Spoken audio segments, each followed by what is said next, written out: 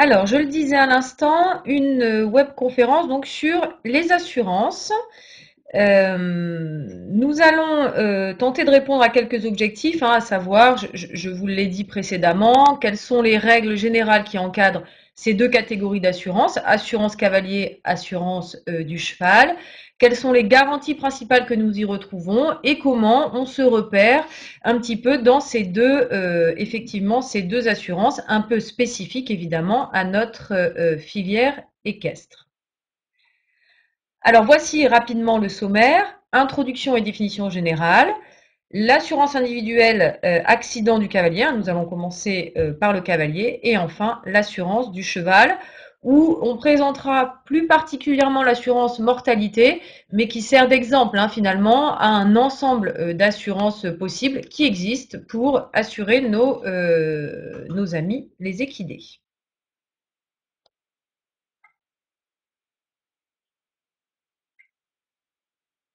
Alors, première différence importante qu'il faut retenir, donc dans le cadre de l'introduction de cette conférence, une différence entre les assurances de personnes d'un côté et les assurances de choses.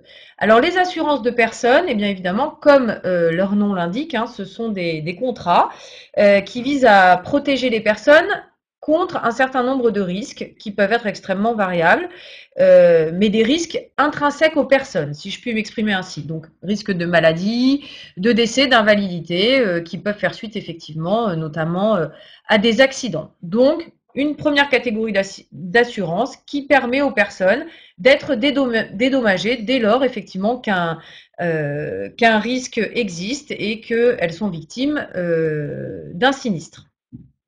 D'un autre côté, on peut également, au-delà des personnes, on peut aussi assurer des choses.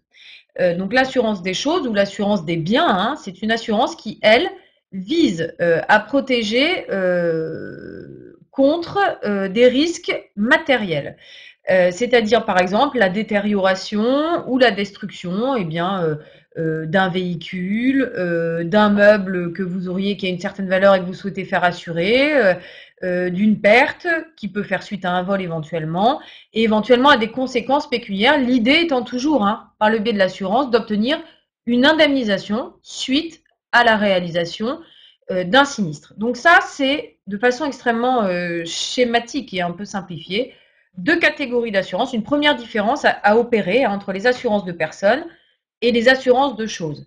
Ça renvoie bien évidemment à notre sujet d'aujourd'hui, à savoir l'assurance du cavalier d'un côté et l'assurance du cheval de l'autre, puisque, comme vous le savez certainement, le cheval, au sein du Code civil, est toujours considéré comme un bien meuble, quand bien même nous avons des nouvelles dispositions qui visent à indiquer que les animaux sont des êtres vivants doués de sensibilité. Néanmoins, en matière de contrat, ils demeurent soumis au régime des biens. Deuxième différence que je voulais évoquer avec vous, c'est la différence entre les assurances de dommages et les assurances de responsabilité. Aujourd'hui, nous allons plutôt nous focaliser sur les assurances de dommages et nous n'allons pas évoquer les assurances de responsabilité. Alors, petite présentation rapide à nouveau. L'assurance de dommages, les biens de l'assuré sont couverts, ils sont remplacés ou réparés dès lors qu'un sinistre survient. Schématiquement, vous faites assurer, je vais reprendre mon exemple de tout à l'heure, votre meuble Louis XV que vous avez chez vous qui est extrêmement précieux. Il s'abîme, vous le heurtez, il est victime d'une casse. Si vous respectez les conditions de votre contrat, vous déclarez votre sinistre, eh bien l'assurance prendra en charge la réparation ou le meuble. L'assurance de responsabilité, elle ne fonctionne que dès lors que votre responsabilité civile en tant qu'assuré est engagée. Donc c'est un fonctionnement bien différent. Le dommage que l'assuré cause à un tiers va être couvert par votre compagnie d'assurance. Donc j'ai mis un petit exemple. Votre chien, par exemple, s'échappe de votre terrain. Il va chez le voisin, il attaque le chien du voisin et le blesse.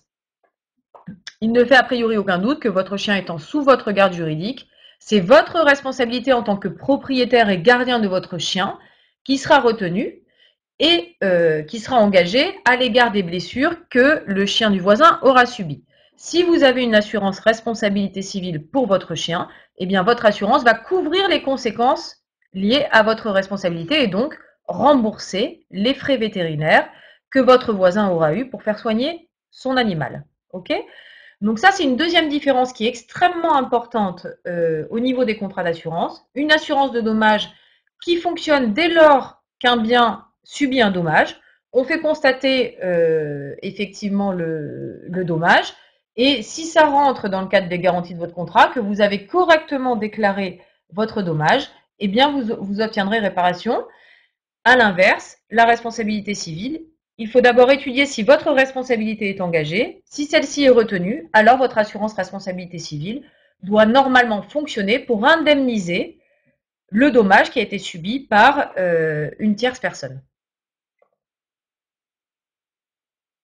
Oui, c'est absolument ça. Je me permets de répondre aux questions au fur et à mesure, que ce soit sur le bien du tiers ou sur le tiers directement, absolument, puisque l'assurance responsabilité civile va couvrir à la fois, enfin, va prévoir de couvrir les dommages survenus aux biens, mais également aux personnes.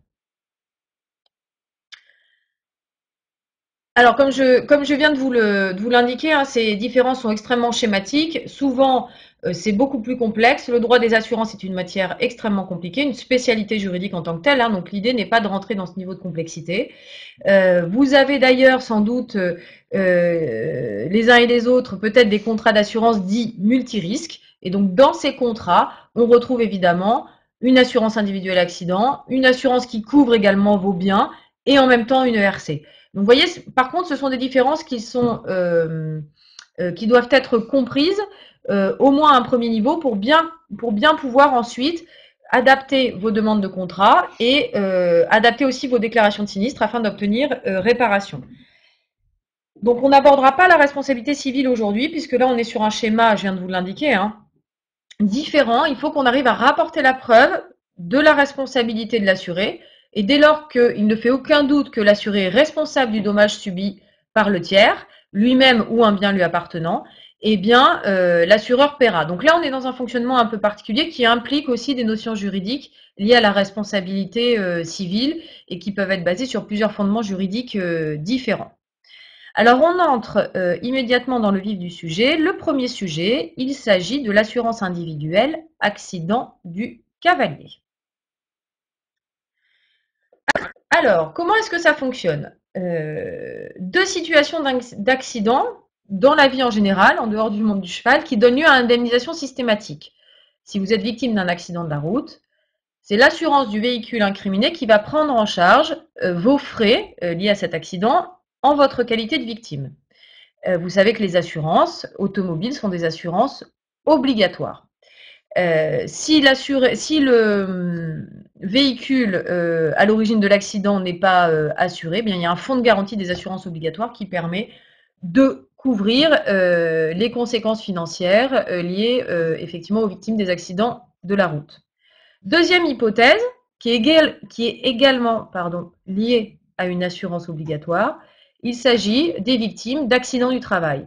La même chose, l'assurance obligatoire de l'employeur ou pour les professions libérales, des fonds qui sont liés aux cotisations obligatoires, donc accident du travail ou maladie professionnelle, va venir indemniser la victime de l'accident des conséquences effectivement d'un arrêt de travail, effectivement peut-être d'une situation de handicap qui pourrait survenir à la suite de l'accident, etc.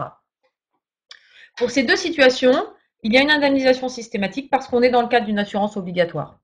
Dans le cadre de notre assurance cavalier, qui est une assurance dite sportive, il n'y a pas d'obligation d'assurance. Donc ça, c'est le premier principe lié au fonctionnement de cette assurance qu'il faut retenir. L'assurance individuelle du cavalier n'est pas obligatoire, mais comme vous vous en doutez, comme vous le savez, si vous êtes vous-même cavalier, eh bien, ce sont des assurances qui peuvent s'avérer extrêmement utiles. Ici, deux situations. Pourquoi? Vous allez me dire, pourquoi prendre une assurance individuelle accident dès lors qu'on monte en centre équestre, donc dans un cadre avec un enseignant d'équitation et dans le cadre d'un établissement sportif. En effet, lorsque votre accident d'équitation survient au cours d'une leçon ou d'une promenade encadrée, dans le cadre d'un établissement, vous pouvez en effet envisager de rechercher la responsabilité civile de l'établissement équestre qui vous aura délivré cette leçon ou cette promenade. Néanmoins, la responsabilité du centre équestre n'est pas automatique. Il vous faudra, en qualité de victime, c'est ce que j'indiquais en introduction, rapporter la preuve de la responsabilité de l'établissement pour que sa responsabilité civile fonctionne et vienne indemniser votre préjudice. Ce qui veut dire en substance, on va y revenir tout à l'heure, que si le centre équestre n'est pas responsable, eh bien, a priori, à défaut d'une assurance individuelle accident, eh bien, les conséquences de votre chute d'équitation ne seront potentiellement pas couvertes.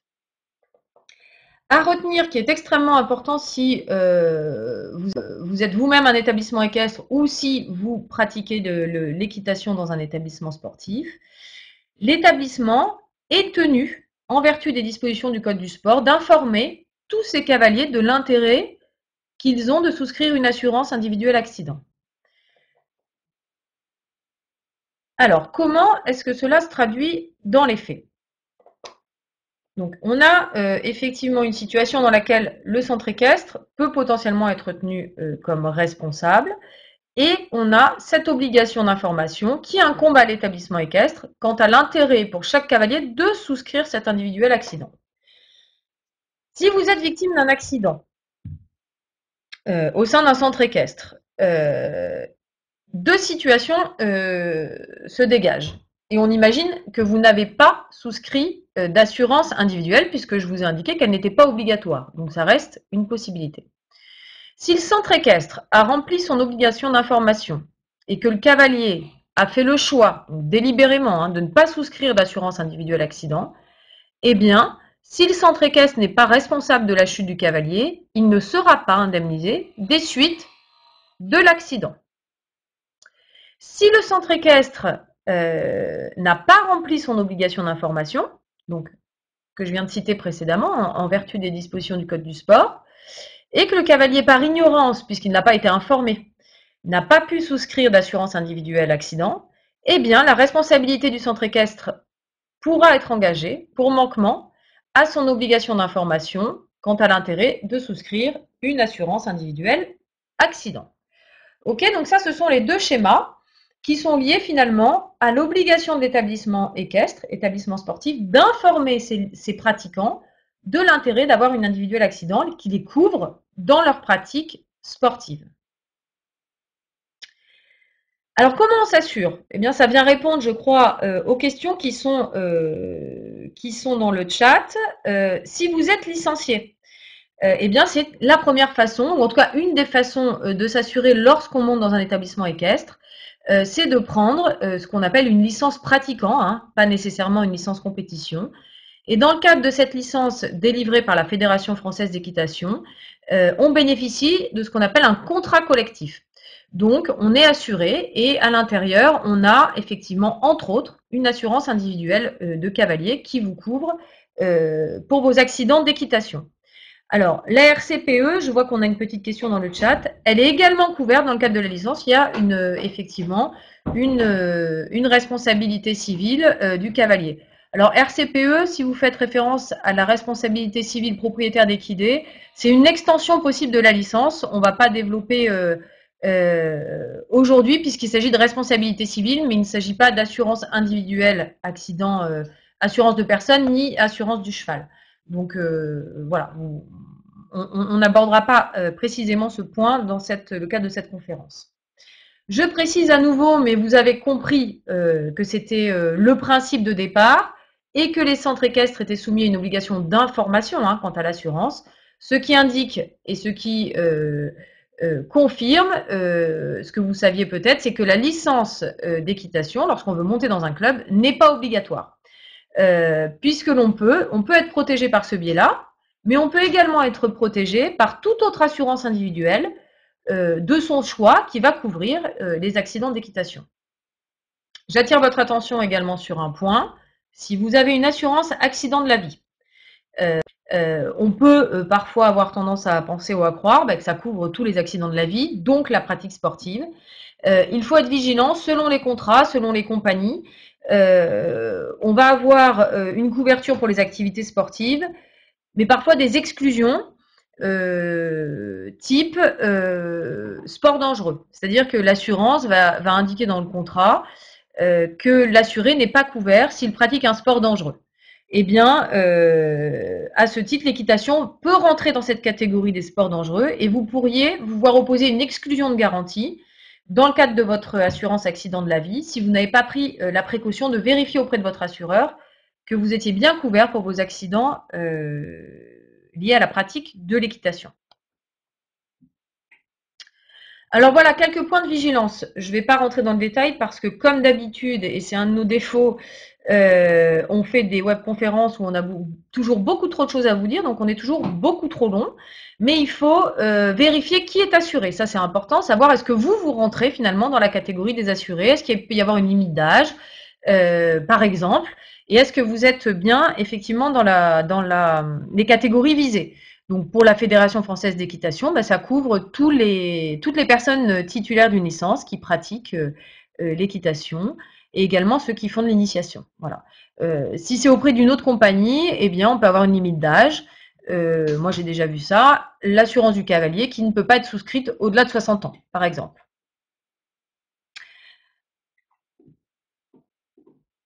Ensuite, autre point de vigilance, savoir pour quelles activités équestres vous êtes couvert. Est-ce que ce sont seulement les activités montées? Est-ce que l'ensemble des activités à pied autour de votre cheval rentrent dans le champ de votre assurance accident? À l'occasion du transport, qu'en est-il? Et est-ce que toutes les disciplines sont bien intégrées? Voilà, donc par exemple, pour la Fédération française d'équitation, toutes les disciplines sont couvertes et il faut être en action d'équitation. C'est ce qui est indiqué et précisé. Alors voilà, là ça peut valoir parfois la peine de se poser la question de savoir ce que c'est qu'une action d'équitation. A priori, c'est plutôt lorsqu'on monte l'animal ou en tout cas qu'on fait une séance de travail à pied avec lui. Pour toutes les autres phases, en dehors de la préparation du cheval avant une séance de travail, de le monter et après, si on est totalement en dehors de ces moments-là, est-ce qu'on est couvert lorsqu'on emmène son cheval brouter Bon, voilà, c'est une vraie bonne question qui pourrait être posée à l'assureur de la Fédération française d'équitation. Pour d'autres compagnies, on peut voir que l'ensemble des accidents à pied, quel que soit le contexte, le moment, etc., vont faire l'objet d'une couverture. Point de vigilance, important également, la territorialité. Vous partez en voyage à l'étranger, vous partez faire une randonnée dans les Grands Canyons aux États-Unis, est-ce que votre assurance va fonctionner? C'est une question qu'il faut se poser au moment de son départ en voyage si on compte monter à cheval. Et effectivement, pareil, les dates et les durées de garantie qu'il faut vérifier. Alors, un petit point de conclusion avant de passer à l'assurance du cheval. Après avoir bien examiné les points de vigilance que je viens de vous indiquer, vous pouvez, si vous souhaitez vous assurer, faire réaliser aussi des devis auprès de différentes compagnies. Vérifier aussi le niveau d'indemnisation par garantie. J'en ai pas parlé, mais c'est extrêmement important. C'est-à-dire qu'il faut vérifier quel est le capital garanti par rapport à chaque sinistre. Pour info, par le biais de la licence d'équitation, si vous prenez le capital d'essai, je crois que vous percevez 21 000 € en cas de décès, ce qui est un niveau de garantie relativement faible, mais qui correspond également au coût de la licence qui intègre une assurance. Et je crois qu'on paie 36 ou 40 € une licence pratiquant. Donc voilà, il se peut qu'en payant une prime supplémentaire, vous ayez une extension de garantie ou auprès d'une autre compagnie avec une prime d'assurance plus élevée, un meilleur niveau de couverture et un meilleur capital garanti. Et enfin, en fonction de votre profil, de votre pratique, des risques que vous souhaitez voir couverts, des capitales que vous souhaitez voir assurés, l'idée évidemment est de choisir la formule la plus adaptée. Le bon contrat d'assurance est évidemment celui qui vous correspond le mieux. Alors j'enchaîne sans transition avec l'assurance du cheval. Alors l'assurance du cheval, on revient à nos petites différences vues en introduction. L'assurance du cheval, ça n'est pas une assurance de personne, comme on vient de le voir pour l'assurance individuelle accident du cavalier. C'est une assurance de choses, de biens, qui couvre des dommages qui peuvent survenir aux biens. Même chose que pour l'assurance individuelle cavalier, l'assurance du cheval n'est pas obligatoire. Donc là, évidemment, le principe, c'est que le propriétaire de l'équidé, il est libre de contracter une assurance pour couvrir les risques de décès, de maladie, de frais vétérinaires. Il peut y avoir différents risques assurés et afin d'obtenir donc une réparation financière si il survient malheureusement un sinistre au cheval. Alors l'assurance mortalité, c'est là-dessus qu'on va faire un petit focus pour comprendre le fonctionnement de ces assurances. Eh bien, elle permet, elle, spécifiquement, de garantir le risque de décès de l'animal suite à une maladie ou un accident. Il faut, si vous faites le choix d'assurer votre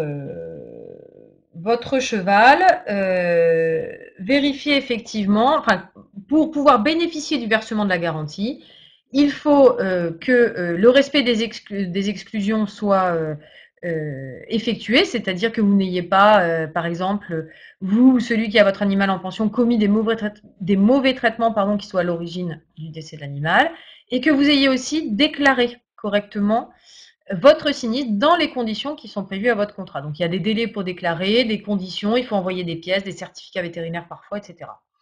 Si ces conditions sont respectées, eh bien, a priori, vous pourrez obtenir le versement d'une indemnité d'assurance. Alors ici, comment on s'assure? Eh bien, on s'assure par le biais d'une compagnie directement, donc d'un agent d'assurance potentiellement, ou par l'intermédiaire d'un courtier qui propose ce type de contrat visant à protéger les chevaux. Et on peut aussi s'adresser, il y a sur le marché un certain nombre d'assureurs qui sont spécialisés dans les assurances aux équidés et souvent plus largement d'ailleurs dans les assurances de la filière équestre. La différence rapidement entre un courtier d'assurance et un agent général, le courtier représente l'intérêt de son client assuré, donc il va servir d'intermédiaire pour le compte de l'assuré et chercher auprès de différentes compagnies d'assurance quel est le meilleur contrat qui correspond aux attentes de l'assuré. L'agent général d'assurance, il est lui mandaté par une seule compagnie d'assurance et il va travailler pour le compte de cette compagnie en tant que profession libérale. Donc, il va engager sa responsabilité et il va commercialiser les produits de cette compagnie pour le compte d'un certain nombre de clients de la compagnie. Alors, quels sont les points de vigilance sur ces assurances de chevaux? J'attire votre attention sur un point en particulier, c'est effectivement les modalités de calcul de la cotisation de l'assurance mortalité qui est conditionné par la valeur du cheval. Et évidemment, si un sinistre survient malheureusement et que le cheval décède, la prime versée au propriétaire du cheval sera également proportionnelle à la valeur de l'animal. Deux façons de calculer cette cotisation, c'est-à-dire ce que vous allez payer pour que votre cheval soit assuré, soit en valeur agréée, soit en valeur dite déclarée. La valeur agréée, c'est la valeur qui est déterminée conjointement en accord entre l'assureur et l'assuré au moment de la signature du contrat. Ce qui signifie que l'assureur et l'assuré sont d'accord sur la valeur de l'animal et décident de l'assurer pour ce montant-là. Donc, admettons, votre cheval vaut 100 000 euros. Ça, c'est la valeur agréée qui a été finalement validée par l'assureur. Vous allez payer en général, je crois que c'est à hauteur à peu près de 3% de la valeur du cheval en termes de primes tous les ans pour pouvoir toucher le capital si l'animal venait à décéder.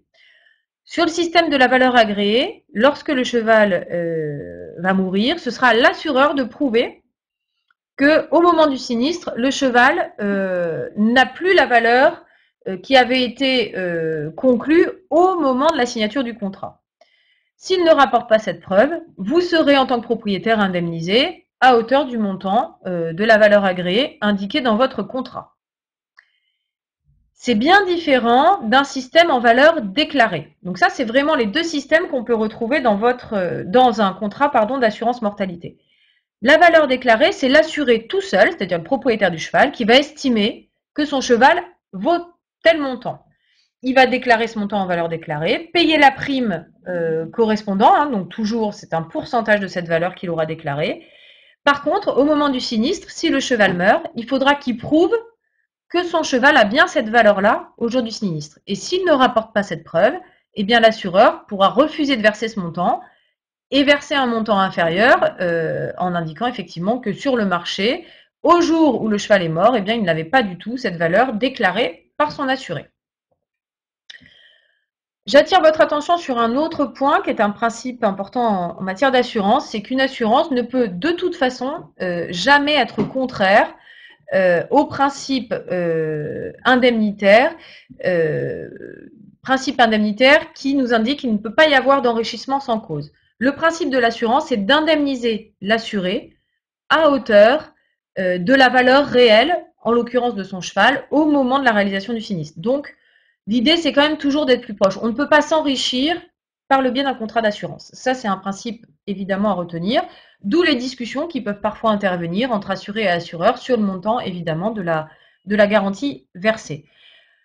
Afin de respecter ce principe, afin de ne pas avoir de déconvenue avec son assureur, il est important de faire régulièrement le point sur la valeur assurée de votre cheval pour que celle-ci soit la plus proche possible finalement d'une réalité du marché.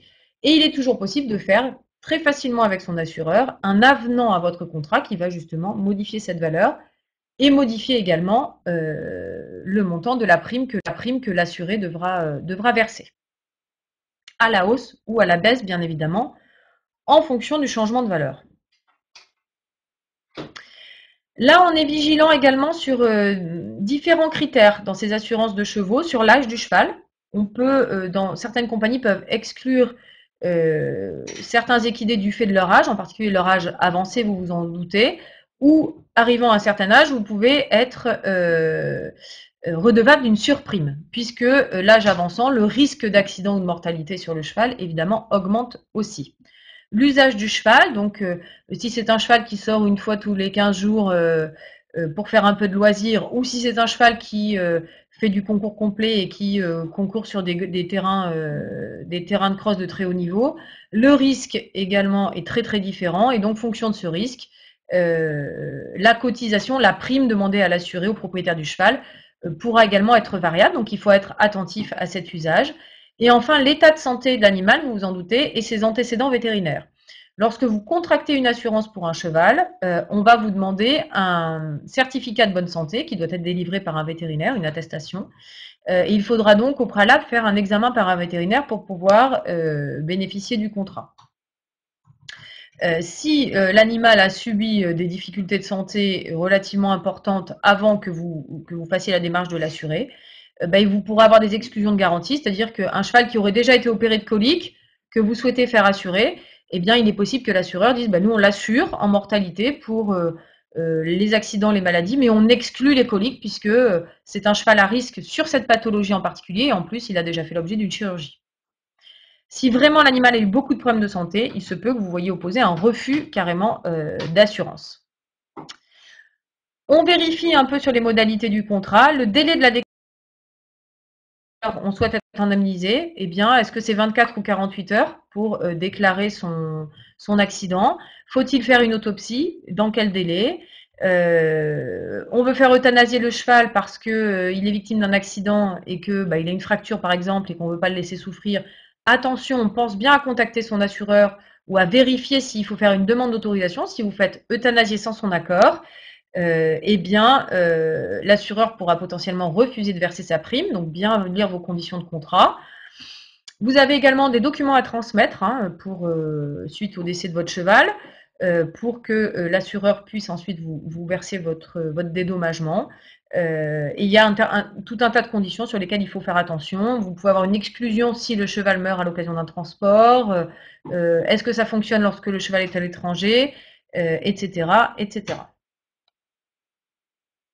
J'accélère un petit peu, je m'en excuse, mais je suis très en retard, comme d'habitude. Ça fait déjà une demi-heure que je parle alors que je suis censée tenir 20 minutes. Je vous prie de m'excuser.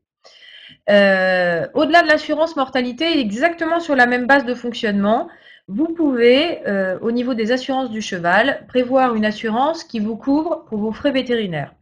Donc là, l'idée, c'est de dire, si mon animal tombe malade, en particulier si je dois le faire opérer par exemple, que je dois le faire hospitaliser, eh bien je souhaite avoir une assurance qui va me couvrir mes frais vétérinaires. Donc là, ce type d'assurance a pour objectif d'obtenir un remboursement qui peut être total ou partiel, toujours pareil selon les conditions de votre contrat, à la suite d'un accident ou à la suite d'une maladie. Alors attention, en matière d'assurance, le mot accident, le mot maladie recouvre des définitions qui sont relativement précises dans le langage des assureurs. Donc je vous invite à relire éventuellement le support qui reprend un peu en tout cas le langage qu'on peut trouver dans ce type de contrat. Même chose, il existe des assurances permettant de couvrir l'invalidité d'un animal. Donc ici, c'est une notion un peu différente de ce qu'on a pu voir sur les frais vétérinaires et la mortalité précédemment, puisque là, c'est finalement simplement un pourcentage pourcentage de remboursement qui va, en cas d'invalidité, être versé au propriétaire de l'animal. Donc en général, 60 à 80% de la valeur assurée, dès lors que le cheval est considéré et constaté comme étant invalide. Et c'est là où les choses peuvent parfois se corser, parce que, par exemple, un cheval de haut niveau de sport qui va s'accidenter gravement, on sait que sa carrière est arrêtée et il faut donc faire intervenir le vétérinaire qui va constater, bon, bah, évidemment, l'accident, sa gravité, mais qui ne va pas forcément pouvoir constater une invalidité de façon immédiate parce qu'il va falloir attendre la consolidation des blessures. Hein. C'est un peu comme en matière de préjudice, de dommages corporels. Si vous êtes victime d'un accident, eh bien, vous allez aller voir un médecin expert qui va dire, ben oui, qui va constater ça, constater que vous ne pouvez plus peut-être aller travailler ou faire face à des gestes du quotidien, mais il faut qu'il attende l'évolution et que la blessure ou la maladie se stabilise ou, par exemple, pour une fracture, que ça se consolide. Donc là, ça peut prendre un certain temps. Et à terme, si l'animal, une fois les blessures stabilisées et consolidées, est considéré comme invalide par rapport à son usage précédent, évidemment, hein, précédent l'accident, eh bien, vous pourrez toucher un pourcentage de la valeur assurée, déduction faite de la valeur résiduelle. Donc, vous avez un cheval de haut niveau ou de très bon niveau à hauteur de assuré pour 100 000 euros. Il s'accidente, mais bon, une fois les blessures consolidées, il peut toujours être monté comme cheval de loisir, mais il ne peut plus du tout participer à des épreuves sportives. Eh bien, 100 000 euros, moins 3 000 euros sa valeur de cheval de loisir, appliqué à un pourcentage, par exemple, de 60%, vous allez toucher environ entre 50 et 60 000 euros d'indemnité. Alors, que faut-il retenir de ces deux catégories d'assurance? Donc, assurance individuelle, accident des cavaliers et assurance de chevaux. Eh bien, la première chose, c'est qu'elles ne sont pas obligatoires. Vous l'aurez compris. Donc, c'est une volonté du cavalier ou du propriétaire du cheval de recourir à ces assurances. Néanmoins, ce qui est obligatoire concernant les cavaliers qui pratiquent dans un centre équestre, c'est que l'établissement équestre dans lequel ils vont monter à cheval, cet établissement, lui, il a une obligation d'information quant à l'intérêt pour les cavaliers de souscrire l'assurance. Donc ça, c'est la particularité, c'est une disposition légale du Code du sport. Le cavalier qui n'a pas été informé et donc n'a pas souscrit d'assurance individuelle accident, qui chute et donc n'est pas assuré, pourra toujours, s'il n'a pas reçu cette information, rechercher la responsabilité du centre équestre pour manquement à cette obligation d'information. La licence sportive de la fédération intègre une assurance individuelle accident, mais vous pouvez vous assurer également par d'autres moyens si vous le souhaitez. Enfin, l'assurance du cheval est proportionnelle à la valeur de celui-ci, tant dans la détermination de la prime qui va être due par l'assuré auprès de sa compagnie d'assurance, que sur la détermination du montant qui vous sera versé suite à la réalisation d'un sinistre sur votre cheval, soit le décès du cheval, soit effectivement la maladie entraînant des frais vétérinaires ou éventuellement l'invalidité de l'animal suite à une maladie ou un accident.